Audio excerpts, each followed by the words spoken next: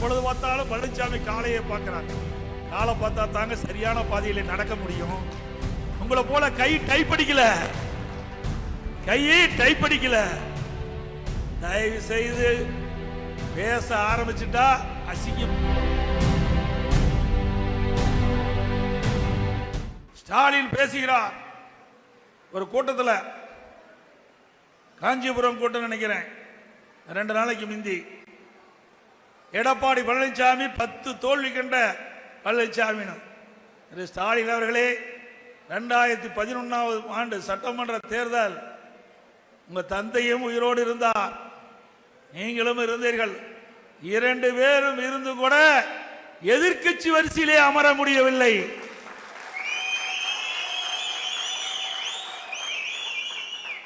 இருந்து 2021 வரை பல தோல்விகளை கண்ட கட்சி திமுக கட்சி.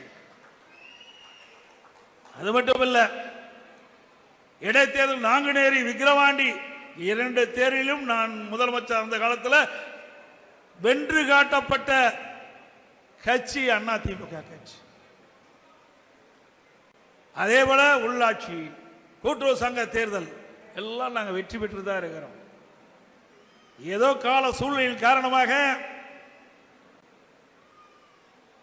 நிறைவேற்ற முடியாத அறிவிப்புகள் எல்லாம் அறிவித்து கவர்ச்சிகரமாக பேசி மக்களை ஏமாற்றி ஆட்சியிலே அமர்ந்து விட்டீர்கள். இன்றைய தினம் நிலைமை என்ன? அரசு ஊழியர்கள் ஒரு பக்கம் போராட்டம், தூய்மை பணியாளர்கள் போராட்டம், செவிலியர்கள் போராட்டம், சத்துணவு அமைப்பாளர்கள் போராட்டம், விவசாயிகள் போராட்டம், போக்குவரத்து தொழிலாளர்கள் போராட்டம். இன்றைக்கு தமிழகம் போராட வேண்டிய சூழ்நிலை அந்த அமைப்புகள் எல்லாம் தள்ளப்பட்டு விட்டது. தமிழகம் ஒரு போராட்ட களமாக மாறிவிட்டது. இன்றைக்கு அவர்கள் கேட்கின்ற நியாயமான கோரிக்கை, 2021 சட்டமன்ற பொதுத் தேர்தலிலே திராவிட முன்னேற்ற கழகம் கொடுக்கப்பட்ட வாக்குறுதி திரு ஸ்டாலின் அவர்கள் வெளியிட்டிருக்கிறாங்க. அந்த வாக்குறுதி எண்ணை குறிப்பிட்டு அதைத்தான் நாங்கள் கேட்கின்றோம்.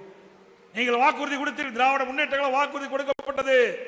இன்றைய முதலமைச்சர் எதிர்க்கட்சி தலைவர் வாக்குறுதி கொடுத்தீர்கள், அதை நம்பி நாங்கள் வாக்களித்தோம். நீங்கள் திராவிட முன்னேற்ற கழகம் ஆட்சிக்கு வந்தது.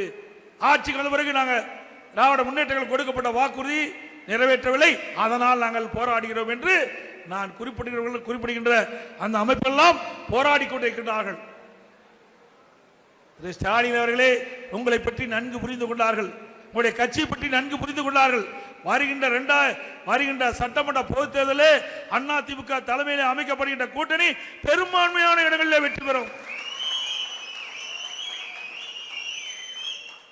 அண்ணா திமுக ஆட்சி அமைக்கும். நீங்க எத்தனை மாயாஜாலம் போட்டாலும் வேலையாகாது, எத்தனை கூட்டங்கள் போட்டாலும் வேலையாகாது. அதே வேளையில் சிந்தித்து பார்க்க வேண்டும். 2021 சட்டமன்ற பொது தேர்தல் அண்ணா திமுக தலைமையிலே கூட்டணி 75 இடங்களில் நாங்கள் வெற்றி பெற்றோம். பிரதான எதிர்க்கட்சி வரிசையிலே அமர்ந்தேன். இதுவரை நாங்கள் கேட்கின்ற கேள்விக்கு சட்டமன்றத்திலே உங்களால் பதிலளிக்க முடியாத நிலையை நாங்கள் உருவாக்கி காட்டுகின்றோம். ஆக மக்களுடைய பிரச்சனையை சட்டமன்றத்தில் எழுப்பினால் அதற்கு கூட உரிய பதில் கிடையாது. ஏன்னா தெரிஞ்சா தானே முதலமைச்சர் சொல்லுவார். இன்னொன்றையும் சொல்லுகிறார், எப்பொழுது பார்த்தாலும் பழனிசாமி காளையை பார்க்கிறார். காலை பார்த்தா தாங்க சரியான பாதையில நடக்க முடியும். உங்களை போல கை டைப்படிக்கல, கையை டைப்படிக்கல. தயவு செய்து பேச ஆரம்பிச்சுட்டா அசிங்கமா போயிடும். மரியாதை கொடுத்தால் மரியாதை கிடைக்கும், இல்லாவிட்டால் எங்களுக்கும் பேச தெரியும். திரு ஸ்டாலின் அவர்களே, நாங்கள் வலிமையா இருக்கிறோம், நல்லா புரிஞ்சுங்க. நான் வலிமையா இருக்கிறேன், நீங்க எப்படி இருக்கிறது நாட்டு மக்களுக்கு தெரியும். அப்பப்ப சைக்கிள் ஓட்டி காட்டுறீங்க, அப்பப்ப பளு தூக்கி அதை யாரு கேட்டாங்களா? பளு தூக்குறார், நீ எதுக்கு காட்டுற? மக்களுக்கு சந்தேகம் ஏற்பட்டு விட்டது. ஸ்டாலின் அவர்களே, இனி அரசியல் ரீதியாக பேசுங்கள். எங்களுடைய ஆட்சியில் ஏற்படுகின்ற தவறுகளை சுட்டிக்காட்டுங்கள், பதில் சொல்ல தயாராக இருக்கின்றோம். உங்களுடைய ஆட்சியில் ஏற்படுகின்ற அவலங்கள் தவறுகளை நாங்கள் சுட்டிக்காட்டுகின்றோம். அதற்கு சரியான பதில் கொடுக்க துப்பு இல்லாம திராணி இல்லாம ஏதோ பேசி மழுப்பி எங்களை அவதூறு பிரச்சாரத்துக்கு ஆளாக்கினால் நிச்சயமாக உரிய பதிலடி கிடைக்கும் என்பதை தெரிவித்துக் கொள்கின்றேன். செய்திகளை உடனுக்குடன் தெரிந்து கொள்ள கீழ்கண்ட கேபிள் மற்றும் டிடிஎச் நெட்வொர்க்குகளில் எம்நாடு செய்தி தொலைக்காட்சியை காணுங்கள். பாதகம் செய்பவரை கண்டால் நாம் பயம் கொள்ளலாகாது பாப்பா. மோதி மிதித்துவிடு பாப்பா, அவர் முகத்தில் உமிழ்ந்துவிடு பாப்பா. அண்மை செய்திகளை உடனுக்குடன் தெரிந்து கொள்ள இணைந்திருங்கள் எம்நாடு தொலைக்காட்சியுடன்.